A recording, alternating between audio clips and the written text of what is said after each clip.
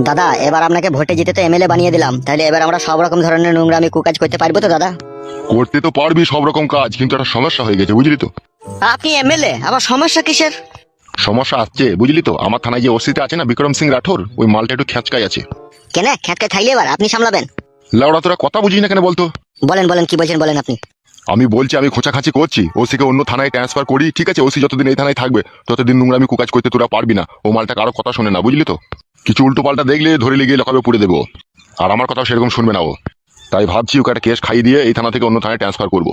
আর অন্য থানায় ট্রান্সফার করে দেওয়ার পরে যে ওসি আসবে তাকে মদ ভাঙ খাইয়ে কিছু টাকা পয়সা ঘুষ ঘাস খাইয়ে আমরা নিজের হাতে করে নেবো।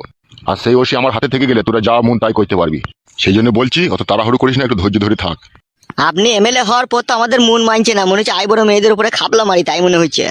মারবি তো, আই বড় মেয়ে কি বাড়া বিধবা মেয়ের উপরে খাপলা মারবি, কিন্তু একটু সময় দে, একটু ধৈর্য দে। এখন বাড়া খাপলা মারলে দাদাবাবু সামলাইতে পারবে না।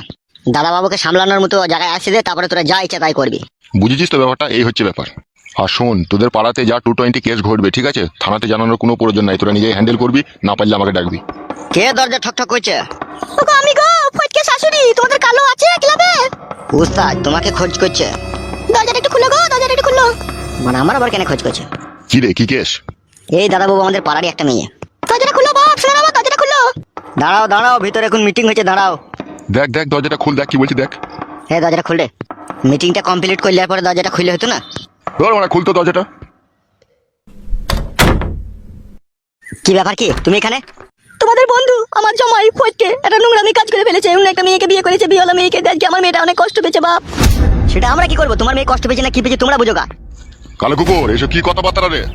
আপনি জানেন না দাদাবাবু, এদের কেস আমি বহু হ্যান্ডেল করেছি, আর আমার ভালো লাগে না। ওগো তোমরা পাড়া ছাতা মাতা, তোমরা যদি হেল্প না করো তাহলে কে করবে গো? এখন যাও যাও, এখন আমাদের মিটিং হচ্ছে, সব পরে হবে, এখন পরে আসবে, যাও। এই মারা, পরে কি আসবি রে? তাহলে আপনি যা করার করেন, আমি কিছু করতে পারবো না। শোনো, এখানে এসো তুমি। আপনি? আপনাকে তো ঠিক চিনতে পারলাম না, আপনি কে? কে আপনি? চিনতে পারোনি আমাকে? না চিনতে পারিনি, কে আপনি? আমি হচ্ছি এখনো বুঝতে পারোনি?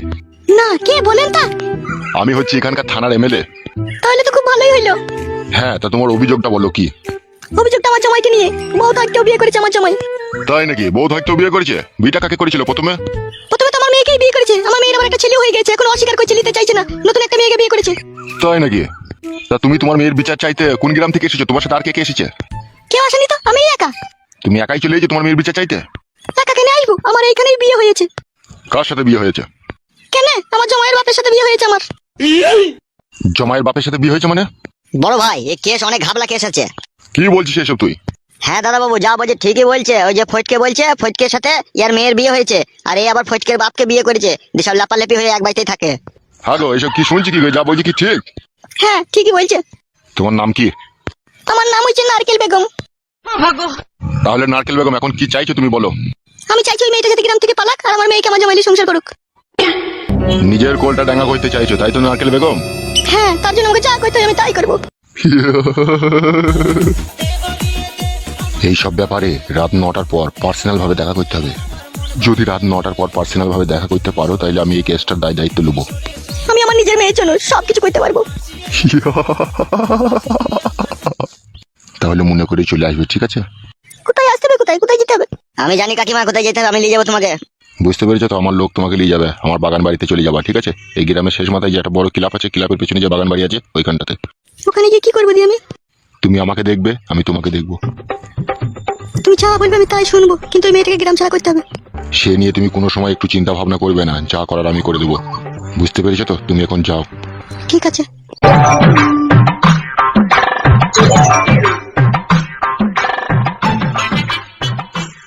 বড় ভাই, বিয়লা মাগিও ছাবলা আছে, এর আগেও 2-3টি কানেকশন ছিল। আমিও তো কম ছাবেলা লয়। আজ এমএলএ হয়েছে কি সাদে রে!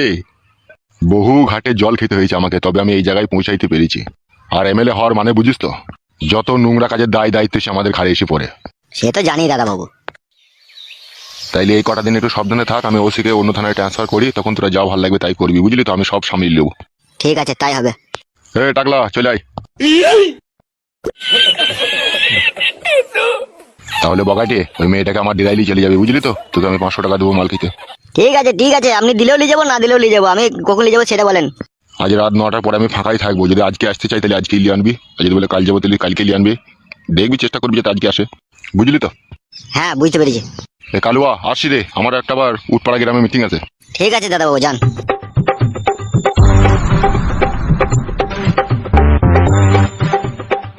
তাইলে বুঝতে পারছো উস্তাদ, প্যাক প্যাক করে ভরে দেবে মারা। যা করে করুক মারা, আমরা যখন করছি তখন ও যে সামালছে, তাহলে ও একটু আধটু করবে না মারা? হ্যাঁ লেওড়া, সে তো করবেই। আমার নাম করে এক বোতল চুল্লু আনগা জাপানের দোকান থেকে। শুধু চুল্লু না বাদাম ফাদাম নেবো? বাদাম মানাই না, শুধু চুল্লুটা আনগা যা। ওকে উস্তাদ, এত কিসের টেনশন তোমার? হ্যাঁ সে অনেক চিন্তা রে। বলো না মারা কি চিন্তা? ফয়েটকে যে নতুন বিটা করে এনেছে সে কি মালবে, সেই মেয়েটাকে তো আমি দেখলাম বে কালকে, সব শালা মাথায় টিন ফিন বাস্ক ফাস্কলি রাস্তা দিকে ছিল, তাই নাকি?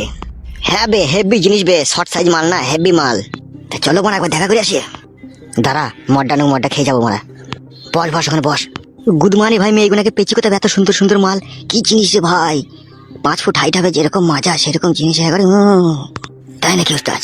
হ্যাঁ রে বোনা, ওকে একবার ঠোকা চাই আমার। ঠকে দেবো বোনা, এমএলএ তো আমাদের হাতে মারা, কি টেনশন কি আবার আমাদের? যা হবে হবে মারা, ওই মাগিটাকে আমার চাই চাই, মাল দেখে আমি আর থাকতে পারছি না। হ্যাঁ উস্তাদ ভরে দেবো মারা, কোনো টেনশন নাই। তুই বাইরে লোক দেখবি, যা করার আমি করে দেবো মারা। বেশ গো উস্তাদ, তাই হবে।